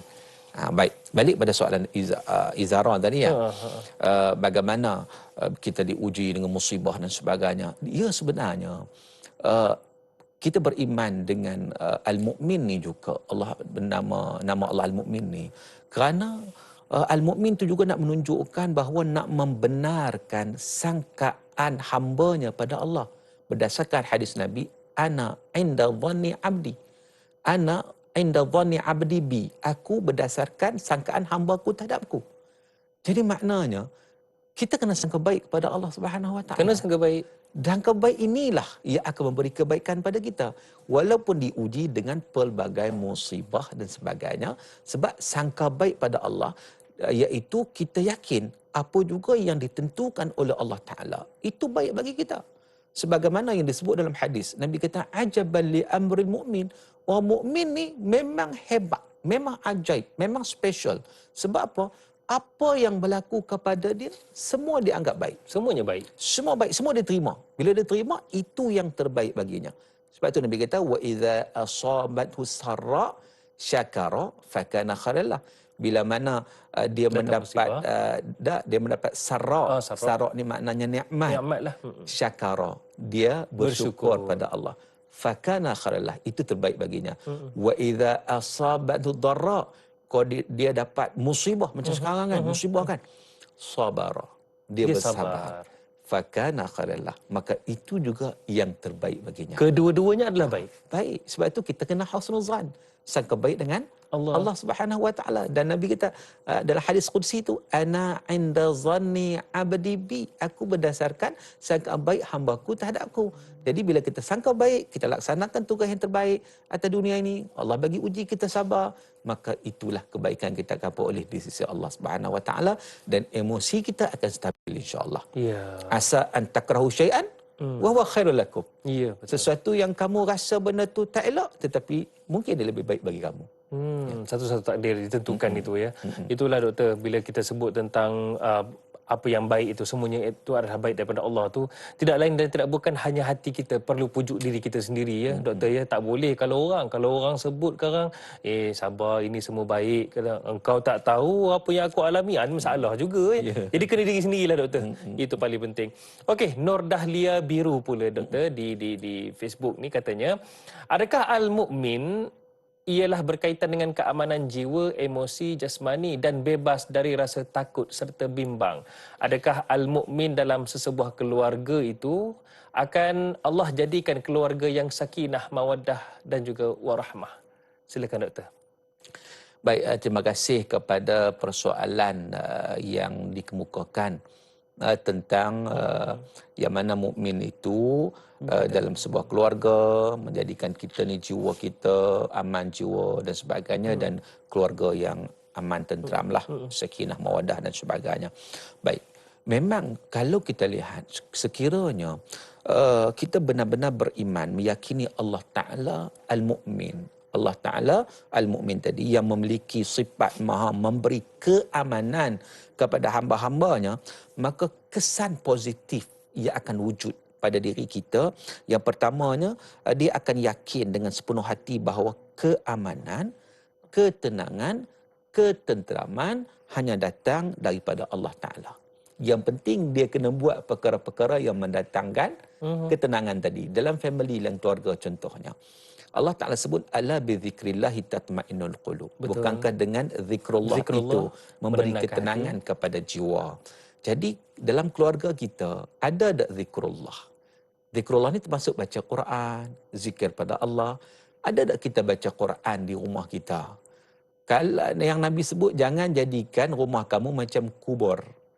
Jangan jadikan rumah macam kubur. Kubur ni tempat apa? Tempat sunyi, tempat usang, tempat ditinggalkan. Tak ada siapa. Tak ada siapa kan. Sebab itu maksudnya adalah mesti ada zikrullah dekat situ. Solat sunat di rumah. Baca Quran di rumah. Zikir di rumah. Aura dia itu akan cantik. Tapi kalau di rumah dipenuhi dengan Allahu'alam, kita kata benda yang kita kata lara semata-mata, maka waktu tu bagaimana nak datangkan ketenteraman? Asyik karaoke je. Ya doktor. Sebab tu bila kita lihat bahawa bila mana kita beriman dengan Allah Al-Mu'min ini, ia memberi kesan pada kita macam mana kita nak menghasilkan perkara tersebut. Dan juga kita juga bila kita beriman ke perkara ni, kita juga sewajarnya bersikap memberi keamanan dan keselamatan kepada seluruh orang lain. Tambah suami isteri, anak-anak, kita kena bagi keselamatan, keamanan pada mereka. Sebagaimana hadis Nabi sallallahu alaihi wasallam, al-muslim man salimal muslimun min lisanihi wa yadihi. Orang Islam itu ialah orang Islam lain terselamat daripada lidahnya dan juga tangannya. Maknanya mulut tu kena jagalah kan. Cakap benda baik-baiklah. Jangan kita mengeluarkan perkataan-perkataan tak baik, menyakiti, sakit ni sampai mulut ni, orang kata lidah tak bertulang ni, kadang-kadang tumbuk tak apa lagi. Tapi keluar perkataan lagi sakit, tu, lagi pedih. lagi pedih, dia menusuk dalam jiwa tu. Memang kesan dia sangat-sangat besar. Dan Nabi dah bagi tahu tentang perkara ni. Kita nak selamat. Orang Islam tu sebenarnya iaitu orang Islam lain terselamat daripada segala keburukan yang datang oleh lidahnya dan juga tangannya. So dalam konteks family begitu juga. So kita kena wujudkan suasana yang cakap benda baik. Kata Nabi SAW, man kana yu'minu billahi wal yawmil akhir falyaqul khairan aw liyasmut. Siapa yang beriman pada Allah dan hari akhirat, bercakap baik ataupun diam. Atau diam.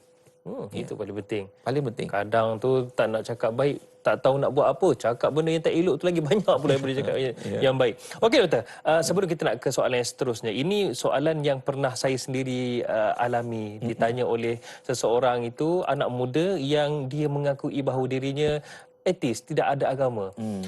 Beliau tanyakan kepada saya, mungkin soalan ini, jawapan ini juga doktor boleh kongsikan dengan para penonton. Beliau bertanya, bagaimana Allah itu memberi keamanan, Allah itu Al-Mu'min. Tapi kenapa banyak ujian yang Allah bagi? Mana amannya? Kat mana tu? Macam mana nak diberikan penerangan? Silakan doktor. Baik, kalau kita lihat dunia ini memang Allah jadikan sebagai tempat ujian.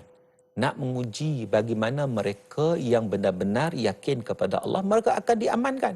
Mereka akan dapat keamanan. Bukan semua orang dapat keamanan. Golongan yang engkar pada Allah, bukannya tak diuji langsung.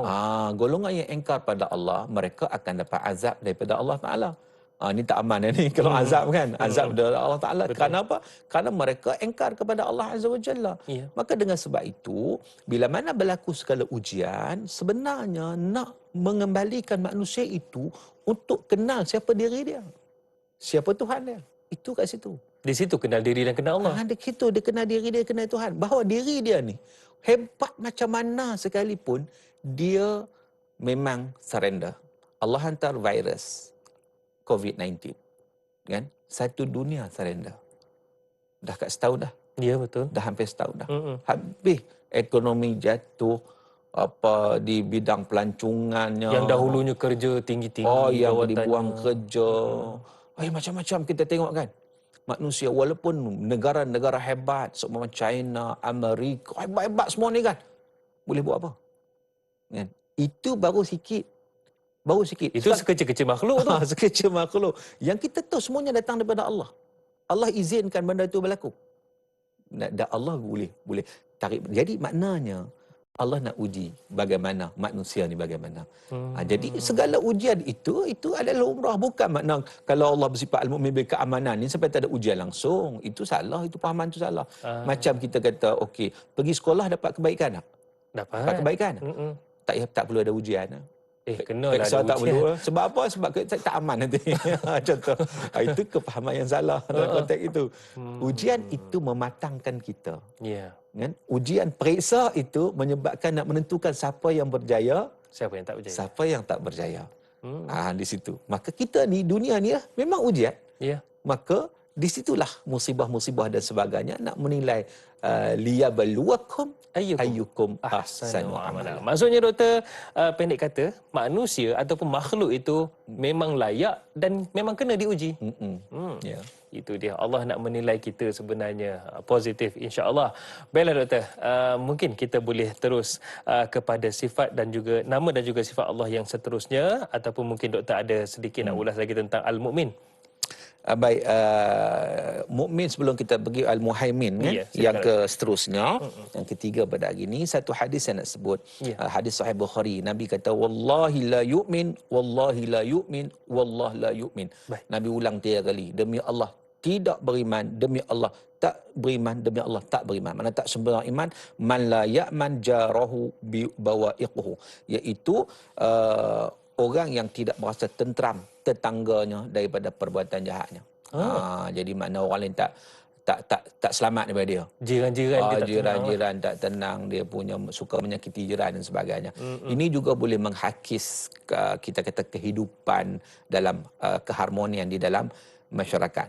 Sebab tu kadang-kadang nak hadapi musibah banjir kadang-kadang lebih okey daripada musibah jiran yang itu.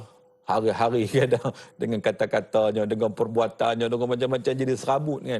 Sebab tu dalam dipanggil dalam Islam ni dipanggil apa, al-jar qabla dar, pilih jiran dulu sebelum rumah. pilih jiran tu. Tengok kawasan dulu. Kawasan dulu supaya dapat jiran yang baik. Baik. Kita nak pergi pada Al-Muhaimin yang ketiga. Baik, silakan doktor. Nama Allah Subhanahu wa ta'ala Al-Muhaimin. Al-Muhaimin tu apa?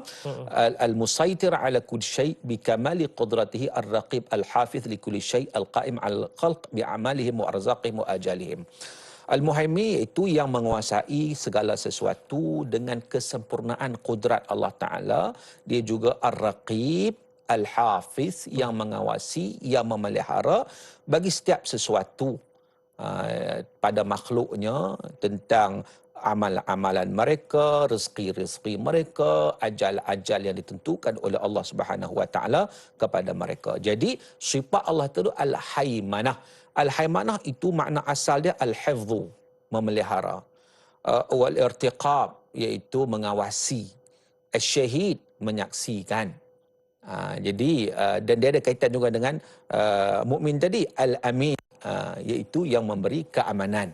Jadi itu maka dengan sebab itu kalau kita lihat antara maksud al-muhaimin itu adalah asyahid, Allah menyaksikan apa yang dilakukan oleh makhluk. Jadi bila kita sedar tentang perkara tersebut, kita nak buat sesuatu, kita tahu Allah menyaksikan. Allah sentiasa menyaksikan segala apa yang kita lakukan. Baik. Sekecil-kecil sampai sebesar-besarnya.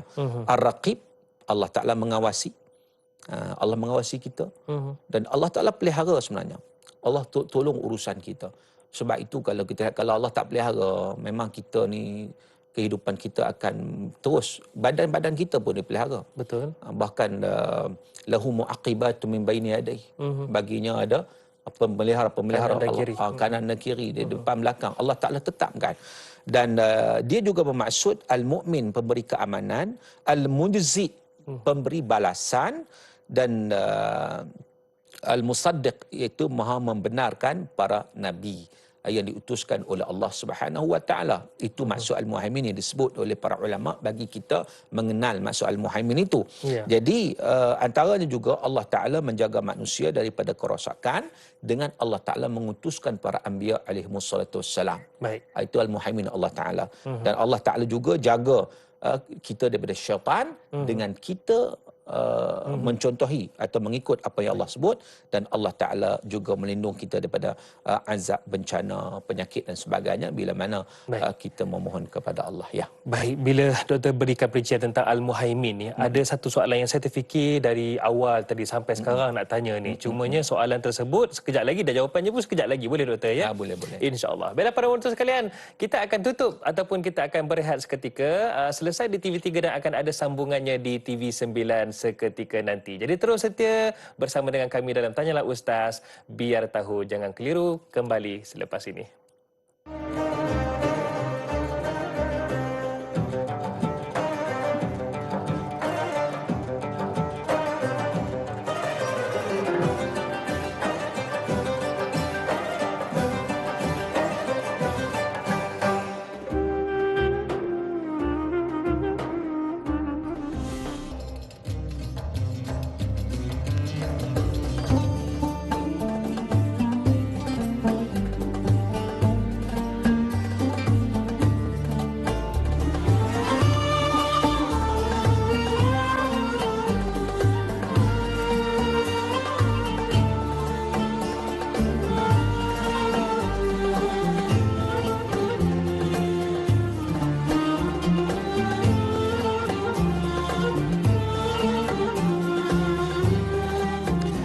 Alhamdulillah, terima kasih kepada anda semua kerana terus setia menyokong Tanyalah Ustaz, biar tahu jangan keliru. Dan kembali kita dalam perbincangan pagi ini berkaitan dengan topik kita akidah. Kita bawakan Asmaul Husna, nama dan juga sifat Allah yang kelima hingga ke-8. Dan selesai tadi yang berbahagia Profesor Madya Dr. Syauqi Osman menceritakan tentang yang pertama berkaitan dengan nama Allah Subhanahu Wa Taala, iaitu As-Salam, kemudian Al-Mu'min, dan telah diperincikan juga berkaitan dengan Al-Muhaimin.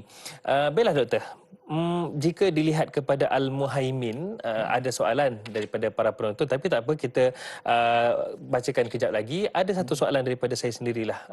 Al-Muhaimin, tadi doktor ada sebut tentang Allah itu maha mengawal, Allah itu bahkan mengawasi. Jadi dalam situasi sekarang, agak menyayat hati, agak menyedihkan juga. Dalam situasi kita diuji, kita diberikan satu ujian daripada Allah Subhanahu Wa Taala dengan ujian yang sangat dahsyat tanpa kita jangka sebelum ini. Akan tetapi masih lagi berlaku maksiat kepada Allah Subhanahu Wa Taala, terutamanya dalam kes-kes yang kita dengar, kes-kes yang sahih kita dengar malam tahun baru sebagai contoh. Masih lagi ada maksiat itu berleluasa. Bagaimana? Adakah ia seolah-olah mencabar Allah Subhanahu Wa Taala? Baik, terima kasih. Kalau kita lihat kepada keimanan kita kepada uh, Allah Al-Muhaimin dan kita menghayati, memahami maksud nama Allah Al-Muhaimin yang Maha Agung ini, antaranya kita sebut tadi Maha Menyaksi, Maha Mengawasi, betul. Maha yang kita kata Ar-Raqib Al-Hafiz sebagainya. Betul. Jadi kalau kita memahami situasi ini, dia akan melahirkan orang yang bertakwa pada Allah. Jadi akan takut melanggar batas-batas yang ditentukan oleh Allah Azza wa Jalla. Dan kita disebut tadi, kadang-kadang apa yang berlaku pada hari ini, orang dah diuji dah, tapi dia tetap melakukan keingkaran kepada Allah tanpa segan silu. Sebab itu dalam menghadapi ujian ni, kalau kita lihat pandangan dikemukakan oleh para ulama, antaranya Dr. Yusuf Al-Qaradawi, dia sebut tentang bagaimana ujian itu dia ada 3 kategori. Yang pertama, apabila dia menimpa orang yang beriman, adalah kebaikan untuk orang beriman itu untuk meningkatkan darajat keimanan dia. Itu yang pertama. Yang kedua, ujian yang ditempakan itu untuk memperingatkan orang yang lalai. La'allahum yarji'un. Moga mereka kembali ke pangkal jalan. Yang ketiganya adalah ujian-ujian musibah yang menimpa itu golongan yang engkar dan terus engkar. Sebagai satu sampai tahap keengkaran mereka, Allah akan binasakan mereka. Jadi kita takut kalau termasuk dalam golongan yang ketiga ini, golongan yang engkar dan tak peduli apa juga, maka terus melakukan keengkaran pada Allah, tak ambil pengajaran, tak ambil pengiktibaran, maka mereka akan mendapat satu balasan yang sangat-sangat besar di sisi Allah Subhanahu Wa Taala. Orang yang kenal Allah, dia tak akan melakukan perkara-perkara seumpama itu. Kerana dia takut gerun kepada Allah Subhanahu Wa Taala yang boleh melakukan apa sahaja. Jika betul-betul menghayati Al-Muhaimin. Muhaimin. Dan tambahan pula Al-Aziz lagi. Allah Taala yang Maha Perkasa. Jangan duk ingat orang yang berani sombong-sombong nak sombong Allah Taala, dia boleh selamat. Kalau dia tak kembali kepada pangkal jalan kepada Allah Azza wa Jalla. Kita rasa kita kuat, Allah lagi kuat. Itu kejap lagi, Doktor. Sebab soalan daripada Zulkifli Kamardin ni katanya, apakah kaitan Al-Muhaimin dapat dikaitkan dengan pergantungan kepada Allah Subhanahu Wa Taala semata-mata? Ini kerana apabila mengimani Al-Muhaimin, Asmaul Husna Al-Muhaimin, menjadikan seseorang itu meletakkan tawakal sepenuhnya kepada Allah Subhanahu Wa Taala semata-mata. Apakah ia benar, Doktor? Baik, sebenarnya bila mana kita beriman dengan Al-Muhaimin, kita sebut tadi Allah Ta'ala mengawasi, Allah memelihara. Maka dengan sebab itu, kita akan menjaga diri kita daripada melakukan perkara-perkara yang boleh mendatangkan azab sengsara pada kita. Itu penting tu.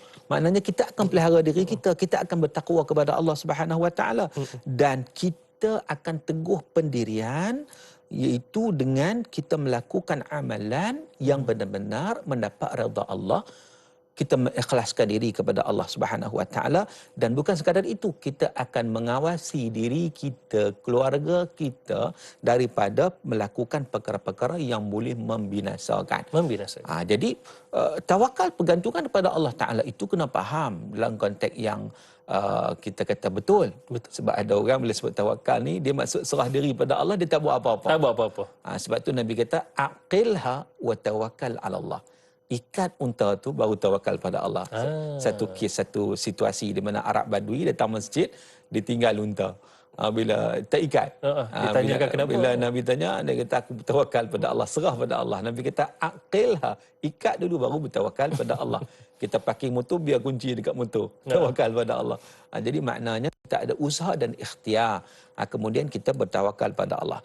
Al-Imam Al-Ghazali rahimahullah, dalam Al-Maqsadul Asna fi Syarhi Al-Asma'il Husna, Imam Ghazali menyatakan kalau orang itu faham betul-betul konsep Al-Muhaimin ini, seorang itu akan mengawasi dan menguasai diri dia secara komprehensif terhadap hati dia. Dia akan jaga, dia akan awasi hati dia, perbuatan dia, sifat dia, dan seluruh keadaan yang dihadapinya dalam atas dunia ni dengan konsisten, dengan istiqamah untuk terus berada dalam kebaikan. So dia jaga semua, jaga hati dia, jaga perbuatan dia, jaga perkataan dia. Itu yang disebut oleh Imam Ghazali, hasil daripada kita yakin dengan nama Allah Ta'ala Al-Muhaimin. Itu yang dimaksudkan dengan apabila kita berpegang teguh dengan Al-Muhaimin, itu akan menjadikan diri kita yang berkualiti. Saya tertarik dengan apa yang Doktor sebutkan tadi tentang ujian itu berlaku dalam 3. Yang pertama untuk orang beriman, untuk ditingkatkan darjat. Yang kedua untuk mengingatkan kita yang lalai, ataupun ia boleh jadi berlaku binasa ke atas keingkaran seseorang itu. Allahu Akbar. Satu peringatan yang sangat besar untuk kita. Baiklah, mungkin kita boleh terus kepada Al-Aziz. Ramai nak tahu ni Doktor, Al-Aziz tu apa? Jika maksudnya besar ataupun berkuasa, bagaimana berkuasanya itu? Silakan Doktor. Baik, kita pergi kepada nama Allah yang keempat pada hari ini. Kita bincang tentang Al-Aziz. Al-Aziz terjemah mudahnya Maha Perkasa. Allah Subhanahu Wa Taala Maha Perkasa. Dan Maha Mulia dan juga Maha Perkasa. Mulia dan kemuliaan Allah Ta'ala dan keperkasaan Allah. Disebut oleh para ulama yang pertama, Izzatul Quwah. Keperkasaan dalam kekuatan. Allah Ta'ala mempunyai kekuatan yang tidak dapat ditandingi oleh sesiapa. Yang kedua, izzatul imtina', keperkasaan dalam menghalang. Maknanya segala manfaat dan mudarat itu hanya datang daripada Allah. Allah. Seluruh manusia berhimpun nak buat mudarat pada kita, Allah tak izin, tak akan berlaku. Allah Ta'ala yang keperkasaan Allah Maha Perkasa menghalangnya. Dan yang seterusnya, yang ketiga, izzatul qahri wal ghalabah, iaitu keperkasaan Allah dalam mengalahkan. Semua di bawah kekuasaan Allah. Jadi maknanya tiada sesuatu yang boleh bergerak tanpa daya dan kekuatan daripada Allah Subhanahu Wa Taala. Dan Allah boleh mengalahkan sesiapa dengan keperkasaan dan kemuliaan Allah Taala. Jadi keperkasaan Allah Taala ini, pertama, tiada tandingannya, tak serupa. Walaupun orang kata aku kuat juga, kaum Ad dakwa dia kuat.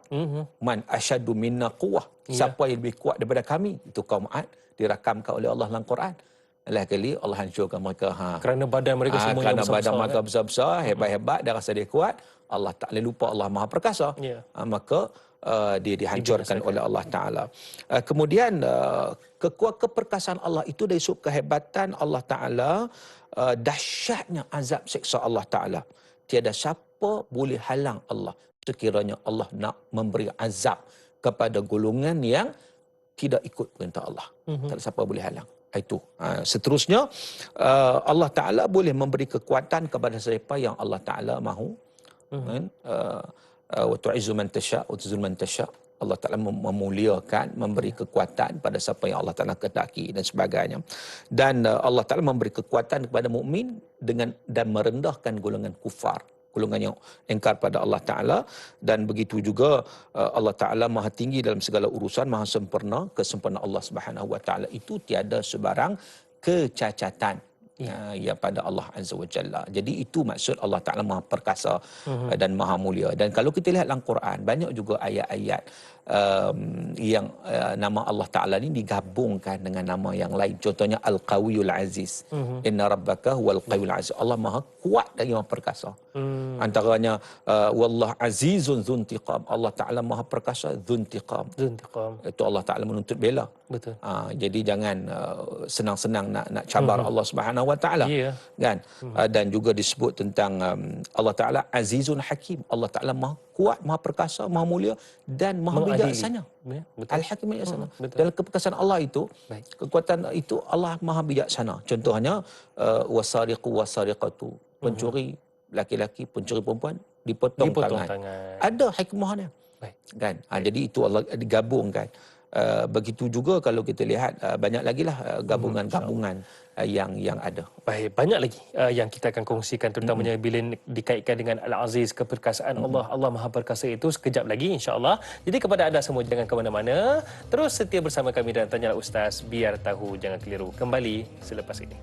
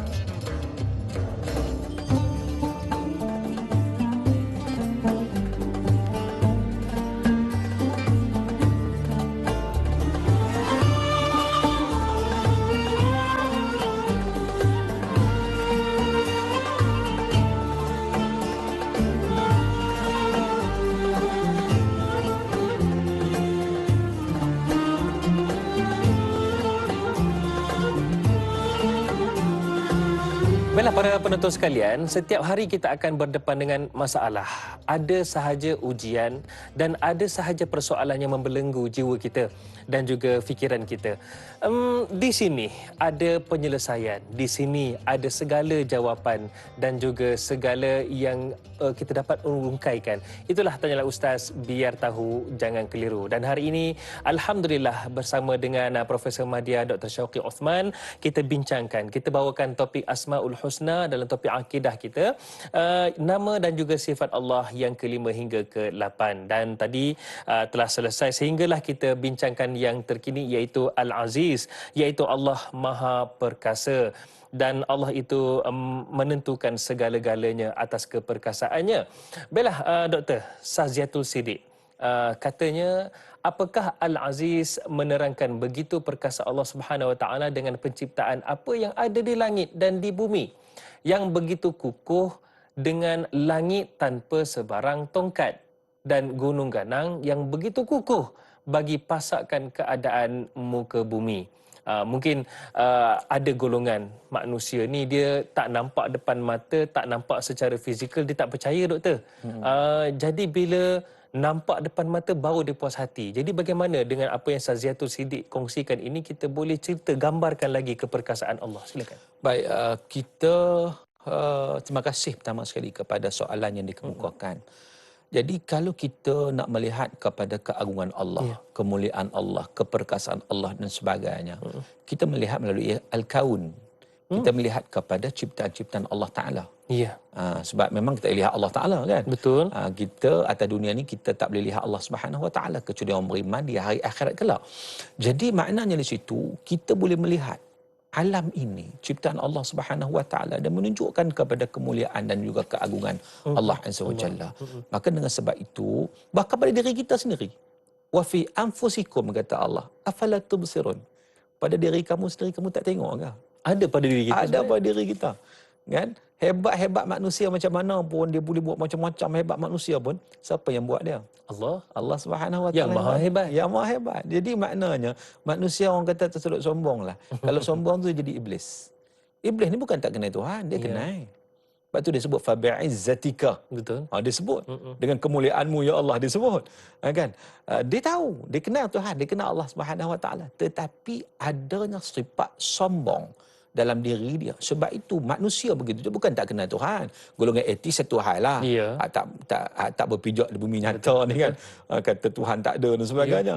Tapi majoritinya orang dia ada agama, maknanya dia tahu Tuhan tu ada. Tuhan tu ada. Tapi dia tak nak beriman, dia tak nak memperhambakan diri kepada Allah. Kerana sombong. Kerana sombong sebenarnya. Sebab itu la yadkhulul jannah man kana fi qalbihi mithqala dzarratin min kibir. Tak masuk syurga, dalam hadis Nabi, tak masuk syurga orang yang dalam hati dia ada walau sebesar zarah ada kibir.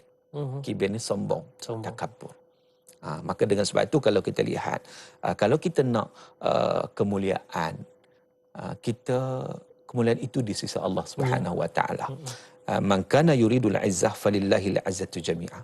Siapa nak kepada kemuliaan, keperkasaan, kehebatan, sebenarnya bagi Allah segala-galanya. Mohonlah kemuliaan di sisi Allah Ta'ala. Sebab itu umat Islam dulu dia hebat. Dia hebat. Umar Al-Khattab radhiyallahu anhu menyatakan, nahnu qaumun a'azzanallah. Kita satu golongan, Allah bagi kemuliaan dan kekuatan pada kita. Sebab apa? Bil Islam. Dengan Islam. Dengan Islam. Sebab itu Islam daripada kita lihat di Mekah itu, dia berkembang sampai ke 1/3 dunia pada zaman itu. Begitu hebat. Sebab apa? Sebab Allah bagi kemuliaan kerana berpegang dengan Islam. Wa idza btaghaina al-izzata bighairi al-Islam. Kalau kita mencari kemuliaan dan kekuatan, keperkasaan selain daripada Islam, adzallanallah. Allah akan hina kita. Allah akan bagi kehinaan. Sebab itu kunci dia dekat mana? Kunci kalau nak dapat kemuliaan, nak dapat kekuatan, nak dapat keperkasaan kita dalam konteks manusia ini, ada pada Allah Ta'ala. Kena taat pada Allah, kena follow manhaj. Kena rujuk pada Allah. Ya, kena follow manhaj yang ditentukan oleh Allah Subhanahu Wa Taala. Sebab itu Allah Taala menemplak golongan yang wattakhadhu min dunillahi alihah liyakunu lahum izza. Mereka yang mengambil Tuhan selain daripada Allah kononnya untuk menjadi kekuatan pada mereka, kemuliaan di sisi mereka. Allah Ta'ala menolak perkara tersebut. Sebab itu kalau kita tengok juga dalam doa qunut kita baca kan, wala ya'izzu man adait, tak akan mulia orang yang engkau musuhi ya Allah. Dia tak akan dapat kemuliaan, dia tak akan dapat keperkasaan, kekuatan di atas dunia ini kerana dia telah dimusuhi oleh Allah kerana keengkaran daripada Allah. Maka dengan sebab itu, untuk perkasa kita kena kuat mematuhi agama Allah Subhanahu Wa Taala, kita ikut perintah Allah dan juga sunnah Rasulullah sallallahu alaihi wasallam, barulah kita akan mendapat al-aziz, kemuliaan di sisi Allah Subhanahu Wa Taala. Ya, itu dia satu teguran yang sangat penting untuk kita sama-sama fikirkan. Kerana apa, doktor ya? Ada orang bila rasa ada pengikut ramai dah mula rasa dirinya perkasa. Bila ada duit banyak sikit dah rasa dirinya perkasa. Ada bodyguard kiri kanan pun dah rasa dirinya perkasa. Sedangkan yang maha perkasa itu lagi hebat, maha hebat ya, Allah Subhanahu Wa Taala. Itu yang kita perlu lihat dan kita perlu ambil pedoman. Pak Suli di Facebook katanya, apakah cara untuk kita terangkan kepada mereka yang bertanya tentang sifat Allah yang maha segalanya ini, termasuk As-Salam, Al-Mu'min, Al-Muhaimin, Al-Aziz, agar mereka boleh faham dan tidak menyalah anggap bahawa Allah itu tetap Esa, yakni satu cuma mempunyai banyak nama-nama yang mulia. Ada orang kata, banyak pula nama Allah ni. Allah ni ada berapa? Masalah juga ya. Silakan doktor. Baik, dia sebenarnya banyak nama itu bukan merujuk kepada berbilang-bilangnya zat. Tidak. Tidak, dia menunjukkan keagungan dan kebesaran zat tersebut. Sebenarnya contoh, ada seorang ni, ada nama banyak contoh.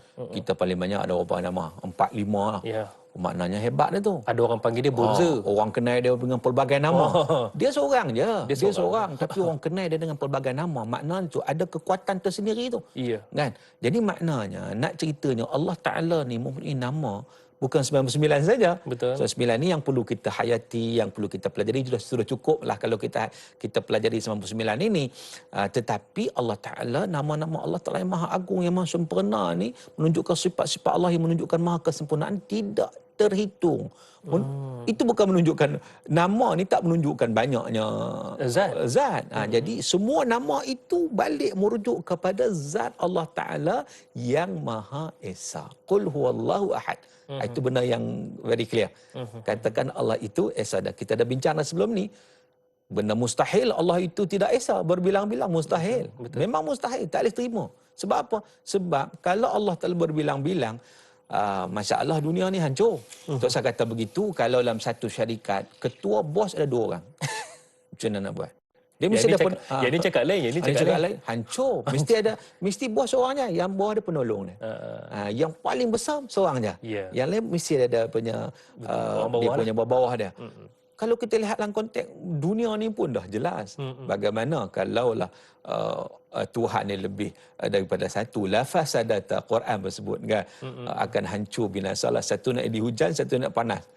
Jadi hancur terus. Banyak pula portfolio nak kena pegang. Jadi benda ni tak logik dan tak munasabah, menyalahi fitrah. Maka dengan sebab itu Allah itu esa. Qul huwallahu ahad. Allah itu maha satu, maha esa. Baiklah doktor, hari ini kita bincang. Hari ini kita bawakan perbincangan berkaitan dengan nama dan sifat Allah daripada 99 nama Allah yang mulia itu, iaitu As-Salam, iaitu Allah yang memberikan kesejahteraan, yang mengurniakan ketenangan. Kemudian Al-Mu'min, Allah yang memberikan keamanan jiwa, emosi serta jasmani. Kemudian Allah itu Al-Muhaimin, iaitu Allah maha pelindung, pengawas dan juga pengawal. Kemudian Allah Al-Aziz, Allah itu maha perkasa, dan Allah itu boleh lakukan sesuatu atas kuasanya dan mampu berbuat sekehendaknya. Baiklah doktor, apa yang doktor boleh kongsikan sebagai penutup ataupun kesimpulan yang kita boleh pegang dan ingat sampai bila-bila? Silakan doktor. Baik, jadi apa yang pentingnya bila mana kita sebagai hamba Allah Ta'ala, kita menyedari tentang nama-nama Allah Ta'ala yang maha mulia, menunjuk pada sifat kesempurnaan Allah Ta'ala, maka di situ kita bertanggungjawab sebagai hamba Allah Ta'ala untuk benar-benar menjadi hamba Allah. Kita kenal Allah, kita tak akan jadi hamba kepada selain daripada Allah Subhanahu Wa Ta'ala. Sebab hari ini macam-macam hamba. Dia hamba kepada makhluk, hamba kepada dunia, hamba kepada pangkat, hamba kepada harta dan sebagainya. Soalnya benda itu semua milik Allah. Betul. Apa kita jadi hamba kepada sesuatu yang menjadi milik Allah Subhanahu Wa Taala?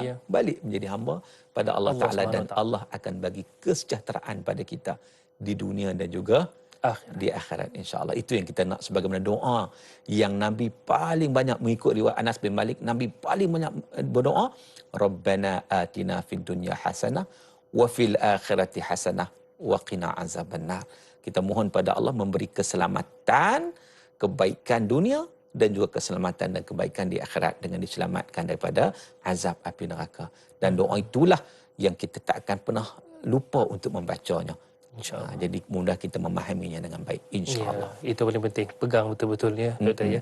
Baiklah, Doktor. Mungkin sebagai doa yang terakhir, mungkin juga kita boleh selitkan doa buat saudara-saudara kita yang kini mengalami ujian, iaitu menghadapi musibah banjir. Mungkin juga Doktor boleh kongsikan, boleh ketuai bacaan doa. Silakan, Doktor. A'udzubillahi minasyaitonirrajim. Bismillahirrahmanirrahim. Alhamdulillahi rabbil alamin.